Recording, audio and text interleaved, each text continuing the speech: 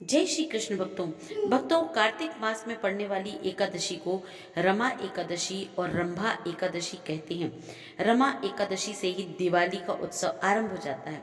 मान्यता है इस दिन व्रत करने से जीवन में सुख समृद्धि आती है। इस एकादशी का नाम माता लक्ष्मी के रमा स्वरूप पर रखा गया है। इस दिन भगवान विष्णु और माता लक्ष्मी की साथ में पूजा करने से भक्तों को सारी मनोकामनाएं पूर्ण हो जाती हैं। रमा एकादशी व्रत की कथा। धर्मराज युधिष्ठिर कहने लगे, हे भगवान, कार्तिक कृष्ण एकादशी का क्या नाम है, इसका विधि क्या है, इसके करने से क्या फल मिलता है, सो आप विस्तार पूर्वक बताइए। भगवान श्री कृष्ण बोले कि कार्तिक कृष्ण पक्ष की एकादशी का नाम रमा है। यह बड़े बड़े पापों का नाश करने वाली है। इसका महात्म्य मैं तुमसे कहता हूँ, ध्यान पूर्वक सुनो। हे राजन, प्राचीन काल में मुचकुंद नाम का एक राजा था। उसकी इंद्र के साथ मित्रता थी और साथ ही यम, कुबेर, वरुण और विभीषण भी उसके मित्र थे। यह राजा बड़ा ही धर्मात्मा, विष्णु भक्त और न्याय के साथ राज्य करता था। उस राजा की एक कन्या थी जिसका नाम था चंद्रभागा। उस कन्या का विवाह चंद्रसेन के पुत्र शोभन के साथ हुआ था। उस समय वह शोभन ससुराल आया। उन्हीं दिनों जल्दी ही पुण्यदायिनी एकादशी रमा भी आने वाली थी। जब व्रत का दिन समीप आ गया तो चंद्रभागा के मन में अत्यंत सोच उत्पन्न हुआ कि मेरे पति अत्यंत दुर्बल हैं और मेरे पिता की आज्ञा अति कठोर है।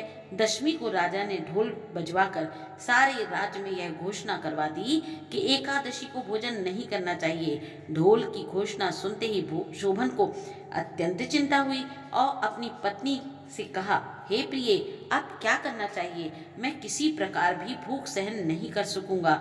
ऐसा उपाय बतलाओ जिससे मेरे प्राण बच सकें, अन्यथा मेरे प्राण अवश्य ही चले जाएंगे। चंद्रभागा कहने लगी, हे स्वामी, मेरे पिता के राज में एकादशी के दिन कोई भी भोजन नहीं करता। हाथी, घोड़ा, ऊंट, बिल्ली, गौ आदि भी तृण, अन्न, जल आदि ग्रहण नहीं करते। फिर मनुष्य का तो कहना ही क्या भला। यदि आप भोजन करना चाहते हैं तो किसी दूसरे स्थान पर चले जाइए, क्योंकि यदि आप यही रहना चाहते हैं तो आपको अवश्य ही व्रत करना पड़ेगा। ऐसा सुनकर शोभन कहने लगा, हे प्रिय, मैं अवश्य ही व्रत करूंगा। जो भाग्य में होगा वह देखा जाएगा। इस प्रकार से विचार कर शोभन ने व्रत रख लिया और वह भूख व प्यास से अत्यंत पीड़ित होने लगा। जब सूर्य नारायण अस्त हो गए, रात्रि को जागरण का समय आया, जो वैष्णव को अत्यंत हर्ष देने वाला था परंतु शोभन के लिए अत्यंत दुखदायी हुआ। प्रातःकाल होते शोभन के प्राण निकल गए। तब राजा ने सुगंधित काष्ठ से उसका दाह संस्कार करवाया, परंतु चंद्रभागा ने अपने पिता की आज्ञा से अपने शरीर को दग्ध नहीं किया और शोभन की अंत्येष्टि क्रिया के बाद अपने पिता के घर में ही रहने लगी। रंभा एकादशी व्रत के प्रभाव से शोभन को मंदराचल पर्वत पर धन धान्य से युक्त तथा शत्रुओं से रहित एक सुंदर देवपुर प्राप्त हुआ।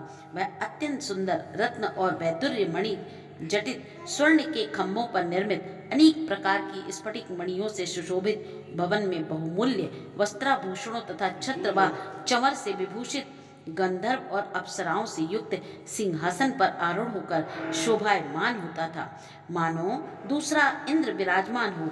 एक समय मुचकुंद नगर में रहने वाले एक सोम शर्मा नामक ब्राह्मण तीर्थ यात्रा करता हुआ घूमता घूमता उधर जा निकला और उसने शोभन को पहचान कर कि यह तो राजा का जमाई शोभन है, उसके निकट गया। शोभन भी उसे पहचान कर अपने आसन से उठकर उसके पास आ गया और प्रणाम आदि करके कुशल प्रश्न किया।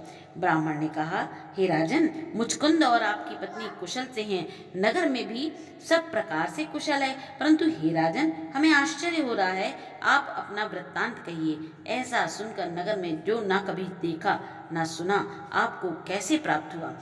तब शोभन बोला कि कार्तिक कृष्ण की रमा एकादशी का व्रत करने से मुझे यह नगर प्राप्त हुआ, परंतु यह अस्थिर है।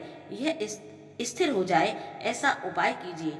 ब्राह्मण कहने लगे, हे राजन, यह स्थिर क्यों नहीं है और कैसे स्थिर हो सकता है, आप बतलाइए भला, फिर मैं अवश्य मेव यह उपाय करूंगा। मेरी इस बात को आप मिथ्या न समझिए। शोभन ने कहा, मैंने इस व्रत को श्रद्धा रहित होकर किया है, अतः यह सब कुछ अस्थिर है। यदि आप मुचकुंद की कन्या चंद्रभागा को यह वृत्तांत कहें तो यह स्थिर हो सकता है।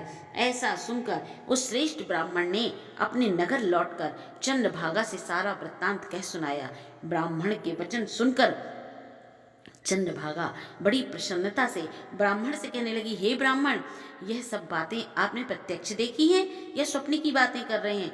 ब्राह्मण कहने लगे, हे पुत्री, मैंने महावन में तुम्हारे पति को प्रत्यक्ष देखा है, साथ ही किसी से विजय ना हो सके देवताओं के नगर के समान उसका नगर भी देखा है। उन्होंने यह भी कहा है कि यह स्थिर नहीं है, जिस प्रकार यह स्थिर हो सके सो उपाय करना चाहिए। चंद्रभागा कहने लगी, हे विप्र, तुम मुझे वहां ले चलो, मुझे पतिदेव के दर्शन करने की तीव्र लालसा है।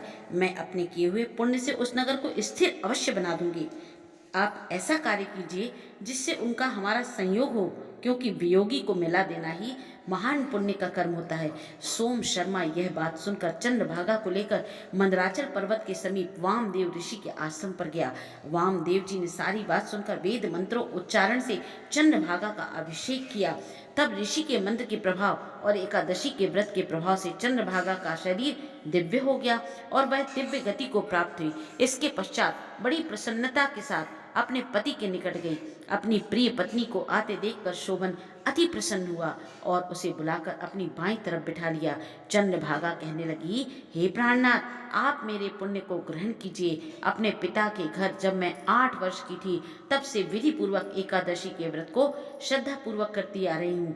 इस पुण्य के प्रताप से आपका यह नगर स्थिर हो जाएगा तथा समस्त कर्मों से युक्त होकर प्रलय के अंत तक रहेगा। इस प्रकार चंद्रभागा ने दिव्य आभूषणों और वस्त्रों से सुसज्जित होकर अपने पति के साथ आनंद पूर्वक रहने लगी।